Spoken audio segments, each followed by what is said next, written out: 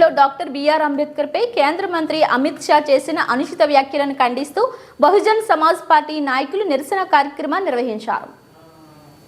తిరుపతి నగరంలోని బస్టాండ్ వద్ద ఉన్న అంబేద్కర్ విగ్రహం వద్ద బహుజన్ సమాజ్ పార్టీ నాయకుల ఆధ్వర్యంలో అంబేద్కర్ విగ్రహానికి పూలమాల వేసి కేంద్ర మంత్రి అమిత్ షాకు వ్యతిరేకంగా నినాదాలు చేశారు.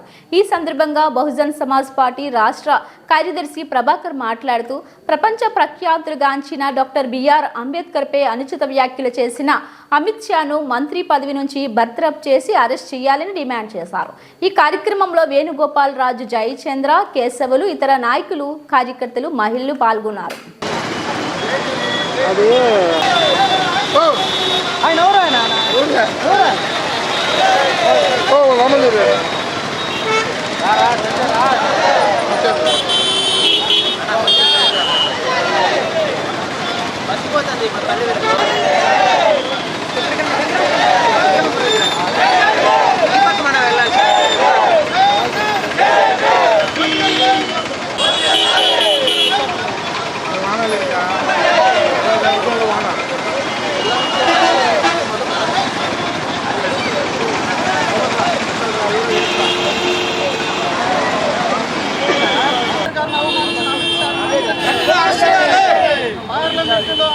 అంబేద్కర్ గారిని అవమానించిన అమిత్ షా వెంటనే హోం మంత్రి అమిత్ షా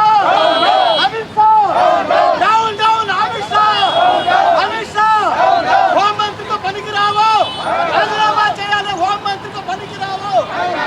భారత రాజ్యాంగ నిర్మాత కె ప్రభాకర్, బహుజన్ సమాజ్ పార్టీ రాష్ట్ర కార్యదర్శి. మిత్రులారా, ఈ నిరసన కార్యక్రమానికి విచ్చేసినటువంటి పాత్రికేయ మిత్రులకు, ఇక్కడ ఉన్నటువంటి వివిధ ప్రాంతాల నుంచి విచ్చేసినటువంటి ప్రజలకు జైభీములు తెలియజేసుకుంటున్నాను.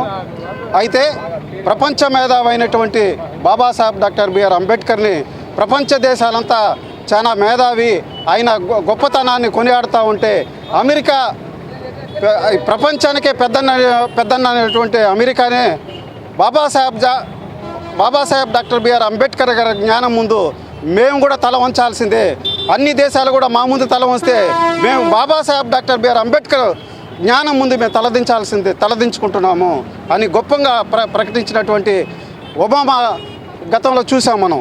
అదేవిధంగా ఆయనే ఈ భారత రాజ్యాంగము దాదాపు ఇంకా 200 సంవత్సరాలకు కూడా చాలా పటిష్టంగా ఉంది భారతదేశానికి, దాన్ని ఎవ్వరు కూడా చెరపలేరు అనే కొనియాడడం జరిగింది. అదేవిధంగా లండన్ యూనివర్సిటీ వాళ్ళు, మా యూనివర్సిటీలో చదివినటువంటి ఒక విద్యార్థి భారత రాజ్యాంగాన్ని రూపొందించాడు, ప్రపంచ మేధావి అని లండన్ యూనివర్సిటీ ముందు ఆయన విగ్రహం పెట్టుకోవడం జరిగింది. అదేవిధంగా ఈ భారతదేశంలోకి వచ్చిన తర్వాత ఈ బీజేపీ మతోన్మాద పార్టీలన్నీ కూడా బాబాసాహెబ్ డాక్టర్ బిఆర్ అంబేద్కర్ రాసినటువంటి రాజ్యాంగాన్ని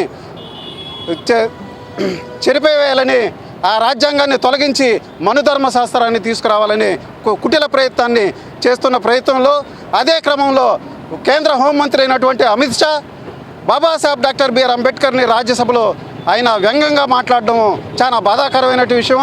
ఎందుకంటే భారతదేశంలో అత్యున్నతమైనటువంటి పదవిలో ఉండి భారతదేశానికి ఒక విధంగా చెప్పాలంటే హోంశాఖను నిర్వర్తిస్తున్నటువంటి అమిత్ షా అటువంటి మాటలు మాట్లాడడం భారతదేశ ప్రజలందరూ కూడా సిగ్గుతో తలదించుకుంటున్నారు.